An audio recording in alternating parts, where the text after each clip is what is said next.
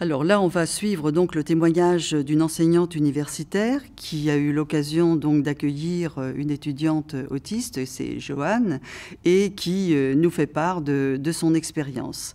Et elle va nous parler d'abord de l'accueil de ces étudiants et de ce qu'il faut faire et pas faire. Voilà, donc on va écouter ce premier témoignage.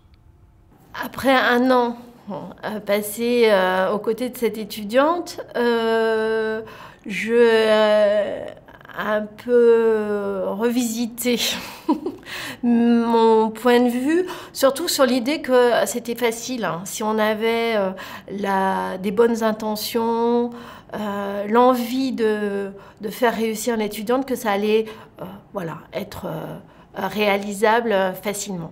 En fait, ce que ça m'a appris, c'est un peu plus de modestie, à aussi se dire qu'on n'est pas là pour changer le monde, juste pour essayer de l'améliorer un petit peu, et que c'est possible d'intégrer une étudiante autiste, hein, mais c'est loin d'être facile. Il ne faut pas présenter ça comme allant de soi. Juste, même juste avec une extrême bonne volonté, une extrême énergie. C'est fatigant, c'est usant, c'est très enrichissant, hein, mais c'est loin d'être aussi facile que je l'imaginais. Avant l'arrivée de Joanne, il était convenu avec elle, hein, que nous devions préparer ses camarades. Donc, à la fois tous ceux qui allaient partager l'amphithéâtre avec cette étudiante, il y a 170 étudiants dans l'amphithéâtre, hein, donc c'est pas forcément simple à gérer pour tous, et puis plus spécifiquement aussi avec le groupe de travaux dirigés avec lequel elle allait passer son année entière. On n'a pas vraiment préparé sur le fond, c'est-à-dire sur la nature de l'autisme, etc., quelque chose de particulier. En se disant qu'au fond, la diversité des autismes était telle que c'était cette étudiante-là, et pas une étudiante autiste. Un certain nombre de points avaient été listés par sa mère, et par Joanne, pour essayer de préparer et de décrire un peu son comportement, les bizarreries entre guillemets qui pourraient être les siennes, et la manière dont les autres devaient, ou en tout cas pouvaient réagir, et comment interférer au mieux entre eux. Alors, les étudiants, quand je leur ai expliqué la situation qui allait être la leur, ils ont été tout à fait réceptifs, plutôt positifs, en confirmant le fait que tout le monde avait le droit de faire des études supérieures, etc. Donc, un discours très ouvert, très tolérant, avec aussi beaucoup de bonnes intentions de leur part, sur l'aide qu'ils allaient éventuellement apporter à cette étudiante. Voilà, donc la situation partait plutôt bien. Ouais, et on était assez contents d'avoir présenté l'étudiante avant qu'elle arrive. C'était important aussi pour qu'elle n'ait pas cette appréhension de se dire quelle réaction ils allaient avoir et découvrir petit à petit son comportement. Donc ça devait aussi aider à la rassurer. Ça, c'est plutôt bien passé. Hein. Alors, ce qu'elle explique bien, dans un premier temps, c'est que il ne suffit pas d'avoir de la bonne volonté pour accueillir une étudiante autiste, ce que certains ont tendance à penser. Alors c'est vrai qu'en même temps, c'est vrai qu'il faut le dire aussi, que la motivation, c'est quand même quelque chose d'important, mais ça n'est pas suffisant. Hein, et elle qui a vécu cette expérience, elle le comprend, hein, bien sûr. Néanmoins, bon, moi j'ajoute que il faut que la motivation soit présente. Hein, parce que bien sûr c'est difficile et qu'il va falloir essayer de comprendre, se former, etc. Et elle le dit très bien. Néanmoins, je pense qu'une formation sans motivation, ça n'irait pas non plus. Hein, donc la motivation, c'est pas suffisant, mais c'est quand même important. Hein, c'est un espèce de premier pas. J'ai même tendance à dire que quand on est motivé, on a fait au moins la moitié du chemin. Hein. Alors après, bien sûr, il faut des compléments, il faut s'informer, il faut mieux comprendre, etc. C'est vrai qu'il ne suffira pas d'être motivé, mais c'est quand même quelque chose d'important. Alors, ce qu'elle explique après, c'est que, bien sûr, il va falloir se former, il va falloir aussi expliquer aux professionnels, bien sûr, qui vont accueillir cette étudiante, mais aussi informer les étudiants. Alors ça, je trouve ça très, très important, parce qu'aussi bien pour ce qui est de la scolarité, que là, de l'enseignement universitaire, c'est un petit peu la même problématique, on pense un peu trop préparation, sensibilisation des professionnels. Oui, bien sûr, c'est essentiel. Il faut qu'ils soient formés, sensibilisés, etc.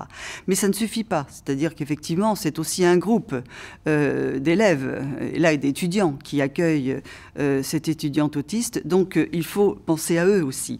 Hein, et il faut les informer. C'est aussi important que d'informer les professionnels.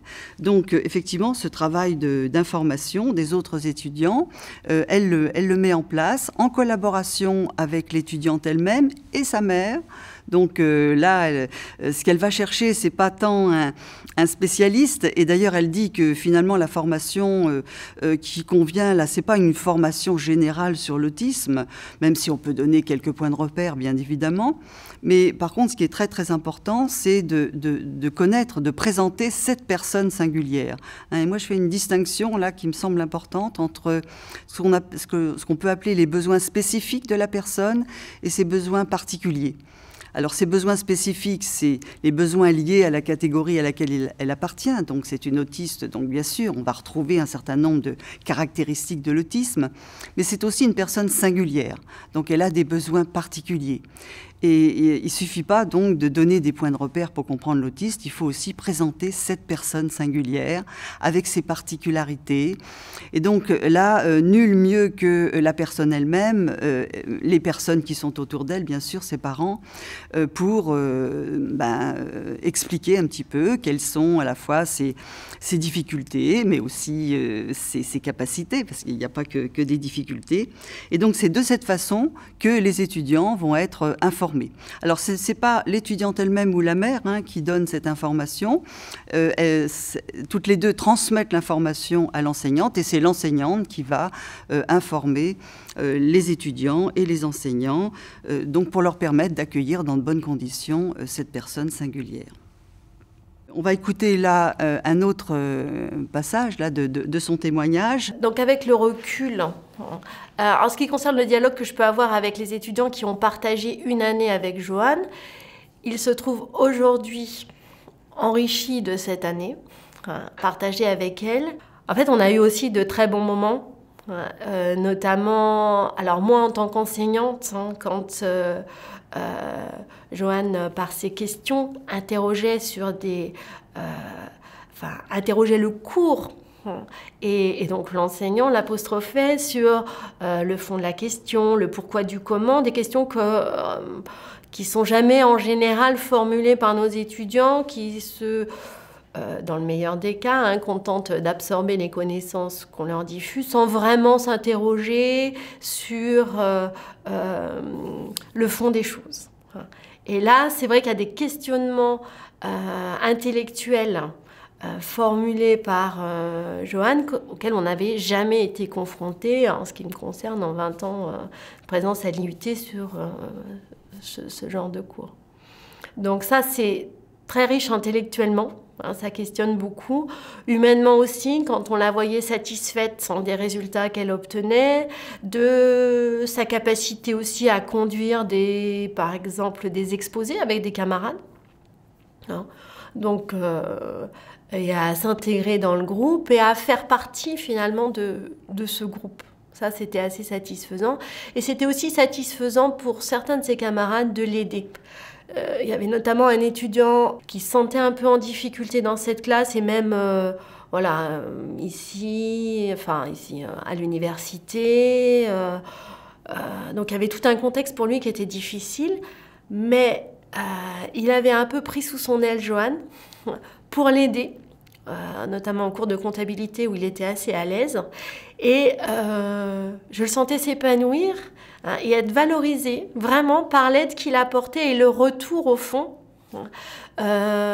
qu'il recevait de l'aide qu'il avait apportée à Johan. Là, elle présente deux aspects qui sont plutôt positifs, c'est-à-dire accueillir une étudiante autiste, bien sûr, c'est être confrontée à un certain nombre de difficultés, et elle y reviendra, elle les développera, mais elle développe aussi les aspects positifs. Et ça, je trouve ça tout à fait intéressant. Notamment, ce qu'elle, et elle le dit en premier lieu, c'est-à-dire c'est pas seulement répondre à des difficultés, mais c'est aussi un enrichissement. Et elle montre que c'est un enrichissement aussi bien pour les étudiants qui accueillent cette étudiante particulière que pour elle-même en tant que professeur. Et notamment, elle évoque bien là, et ça c'est vrai que ça correspond bien à certains aspects de l'autisme, cette étudiante donc qui va interpeller le professeur pendant les cours pour lui poser des questions de fond que ne posent pas en effet les autres étudiants. Et ça, le professeur, ça l'intéresse quand même, parce qu'habituellement, effectivement, les étudiants neurotypiques ou non autistes sont assez passifs, c'est-à-dire qu'effectivement, ils sont attentifs, ils écoutent, ils notent, ils retiennent, etc. Mais ils ne vont pas forcément engager une réflexion, une discussion, etc. Or, cette étudiante-là, effectivement, elle est venue là, elle a choisi ses études, ça l'intéresse. Et donc, du coup, elle va aller au fond des choses. Et elle va... D'ailleurs, on sera obligé, à un moment donné, de trouver une mesure, parce que ça perturbe quand même un petit peu le cours.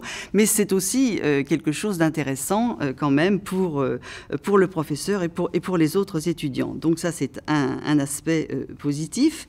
Et il y a un deuxième aspect positif, c'est, alors ça concerne ce que j'appelle moi le tutorat spontané, c'est-à-dire qu'à un moment donné, il y a un étudiant dans le groupe qui va vers Johan pour jouer un petit peu le rôle de tuteur. Et c'est amusant parce que c'est pas forcément un bon étudiant, c'est plutôt un étudiant qui est un petit peu en difficulté. Et c'est intéressant parce que dans la scolarité, on remarque ça aussi, c'est-à-dire que les professeurs ont parfois tendance à penser que si on instaure un tutorat, il faut que ce soit avec de bons élèves. Mais pas nécessairement. Là aussi, il faut que la personne ait envie, soit motivée, et puis sache faire aussi. Et là, il se trouve qu'effectivement, l'étudiant qui va vers Johan, c'est plutôt un étudiant qui est en difficulté, donc qui va un petit peu l'accompagner. Bien sûr, il choisit une activité dans laquelle il est un petit peu à l'aise. Et ce qu'elle constate, elle, en tant que professeure, c'est que ce rôle de tuteur, naturellement, est bénéfique pour Johan, mais est bénéfique aussi pour lui. C'est-à-dire, ça lui redonne confiance en lui-même, ça lui apporte quelque chose. Parce que jouer le rôle de tuteur, c'est un rôle extrêmement intéressant. D'abord, c'est une expérience, elle est enrichissante, et puis c'est une responsabilité éducative. Quand on accompagne quelqu'un qui a des difficultés, qu'on essaie de comprendre, etc., on apprend des choses. C'est-à-dire que on ne se contente pas de transmettre comme ça des choses à l'autre pour le guider, mais on réfléchit, on essaie de trouver des solutions, et donc on apprend soi-même. Et elle note effectivement donc cet apport à cet étudiant qui était plutôt un étudiant en difficulté. Et en même temps, elle montre l'intérêt du tutorat. Alors, on reparlera un petit peu plus tard du tutorat. Alors, elle va aborder ensuite, bien sûr, les difficultés. Là, elle vient de parler des aspects positifs. Là, elle revient après aux difficultés rencontrées.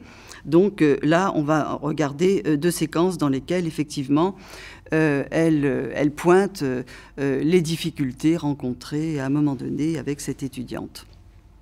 On a eu quelques réunions de crise parce que face à leur propre angoisse en termes de réussite, allaient-ils réussir leur premier semestre, etc. C'était assez difficile déjà pour eux. Parfois, Johan commençait à être le bouc émissaire, c'est-à-dire au fond, celle qui, par les perturbations que créaient quand même ces interventions parfois, et parfois intempestives, durant les séances de TD ou les cours d'amphi, commençait à y avoir une certaine tension entre certains membres de ce groupe de travaux dirigés et Johan.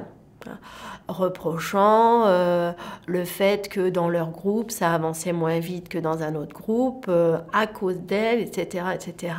Donc, ce rôle de bouc émissaire, il était latent, donc il fallait de temps en temps prendre sur une heure de cours pour mettre les choses à plat et essayer de dialoguer. Le souci de ça, c'est qu'en général, c'était pas des moments où Joanne était là. Quand elle n'était pas là, finalement, ressortait un certain nombre de problèmes. Et il fallait prendre le temps d'une discussion, alors soit dans le cadre de mon cours à moi, soit parfois certains collègues ont aussi pris les devants et l'initiative de débattre de la question. La première leçon qu'on a tirée, c'est-à-dire de trouver quelqu'un. Bon, ça fut difficile et on a fait tant bien que mal avec des difficultés pour trouver une AVU qui, entre guillemets, alors là, ça peut-être un peu dur ce que je vais dire, mais qui tienne dans la durée, c'est-à-dire aussi qui ne soit pas surinvesti d'une mission de sauveur, qui ne cherche pas à changer Joanne aussi, on a fait tous les cas de figure, et puis qui réalise que c'est difficile, qu'on est assez seul en fait, à partir du moment où on a trouvé quelqu'un à qui, entre guillemets, déléguer Joanne, les gens s'impliquent moins, finalement. Et donc, on se retrouve assez seul à supporter, les déceptions, les tensions auxquelles on doit faire face, etc. Alors, il y a deux difficultés là qui sont exprimées dans ces séquences.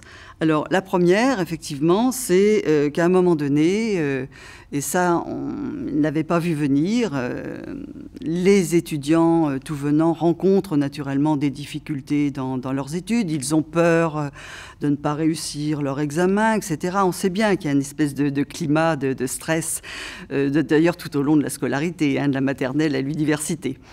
Donc, c'est vrai que il va y avoir à un moment donné l'émergence d'une difficulté, une pratique qu'on connaît bien qui s'appelle la pratique du bouc émissaire, c'est-à-dire que comme cette étudiante, pas comme les autres, se trouve présente, qu'elle participe au TD, qu'elle intervient parfois d'une façon un petit peu intempestive, eh bien, les étudiants vont avoir tendance à rejeter sur elle les difficultés qu'ils rencontrent. Alors, naturellement, ils ne le disent pas, comme elle l'explique très bien quand elle est présente, mais ils le disent à d'autres moments. Et donc, voilà, l'enseignante, là, se rend compte que, il faut remettre les choses au point. Là, il faut discuter avec les étudiants. Il ne suffit pas, au fond, de sensibiliser. Et elle explique très bien ça, parce que c'est aussi ce qu'on a tendance à penser. Une fois que les étudiants sont avertis, etc., voilà, après, ça roule tout seul. Non, malheureusement, voilà, on va rencontrer à un moment donné des difficultés, comme c'est le cas là. Et donc, il faut vraiment instaurer des échanges réguliers, aussi bien avec les étudiants qu'avec les autres enseignants. Et effectivement, elle le découvre et elle incite naturellement les professionnels qui se trouvent dans cette situation à instaurer ces réunions régulières. Et puis, il y a effectivement la difficulté, parce que la difficulté de l'accompagnant, parce qu'on finiront naturellement par essayer de mettre en place un accompagnant, parce que Joanne est quand même une étudiante qui rencontre des difficultés, qui peut perturber le groupe à un moment donné, etc. Donc, se pose la question de l'accompagnant. L'AVU, l'assistante de vie universitaire, l'équivalent de l'AVS pour les élèves qui sont scolarisés.